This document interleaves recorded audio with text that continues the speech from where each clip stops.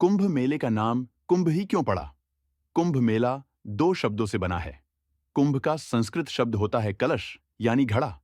अब सवाल ये उठता है कि कुंभ नाम से इतना बड़ा विश्व विख्यात त्योहार कैसे बना?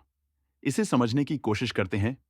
यूनेस्को ने ईयर 2017 में कुंभ मेले को आस्था और संस्कृति का संगम माना और इसे मानवता की अमूर्त सूची में भी शामिल किया था। ये त्योहार दो पौराणिक कथाओं पर आधारित है। माना जाता है कि एक बार दुर्वासा ऋषि जी ने एक दिव्य माला बनाई और इसे महाराज इंद्र को भेंट किया।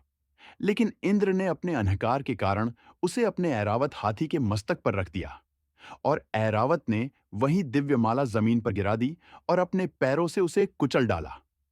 महर्षि दुर्वासा जी ने इसे अपना अपमान समझा और क्रोधित होकर श्राप दे दिया कि उनका वैभव नष्ट हो जाएगा और सभी देवता अपनी शक्ति खो देंगे। इस श्राप के बाद देवता कमजोर हो गए और असुरों से हार गए। अपने वैभव और शक्तियों को दोबारा प्राप्त करने के लिए ब्रह्मा जी ने देवताओं को सुझाव दिया कि असुरों के साथ मिलकर समुद्र मंथन करें। समुद्र मंथन से अमृत निकलेगा, जिसे ग्रहण कर वो अमर हो जाएंगे। ये बात जब देवताओं ने असुरों के राजा बलि को बताई, तो वे भी तैयार हो गए। समुद्र मंथन में वासुकी नाग की नैति बनाई गई और मंदराचल पर्वत की सहायता से सावन के महीने में मंथन किया। अमृत कलश मिलते ही देवताओं और असुरों में युद्ध हो गया। वामन पुराण के अनुसार आचार्य बृहस्पति ने इंद्र के पुत्र जयंत को अमृत कलश लेकर भाग जाने को कहा। असुरों ने जयंत का पीछा 12 दिनों तक किया, जो कि 12 वर्षों के बराबर था।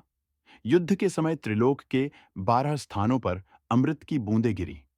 इनमें से 8 स्थान देवलोक में और 4 स्थान पृथ्वीलोक पर स्थित है। हरिद्वार, उज्जैन, नासिक और प्रयागराज यही वे स्थान हैं जहां अमृत की बूंदे के कारण कुंभ मेले का आयोजन शुरू हुआ।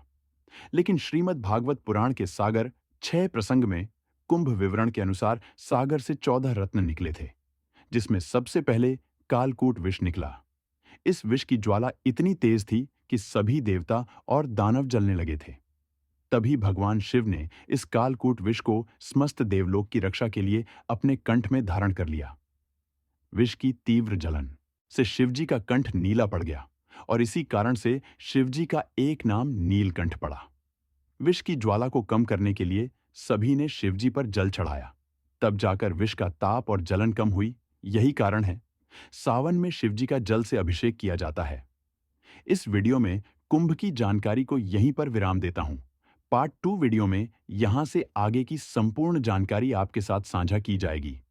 तब तक लर्निंग को लाइफ में इंप्लीमेंट करते रहिए और तरक्की करते रहिए।